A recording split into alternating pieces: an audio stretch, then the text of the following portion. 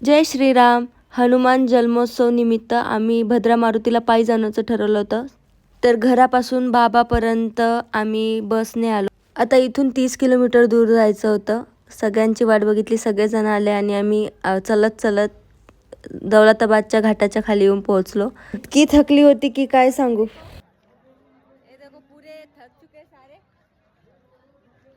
और मैं ही सबसे अच्छी चली हूँ.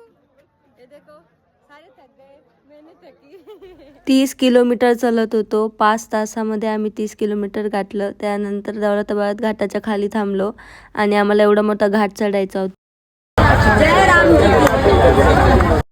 दूरदूरच्या तालुक्यातून लोक आले होते हनुमान जन्मोत्सव निमित्त दर्शन घ्यायला.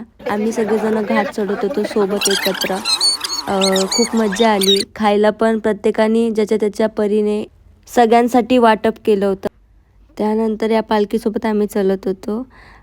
फायनली आम्ही पोहोचलो आहे. दर्शन वगैरे घेऊन या पंडालमध्ये बसलो आणि ते भजन सुरू होते. तर आम्ही ते भजनाचा आनंद घेत होतो सगळेजण.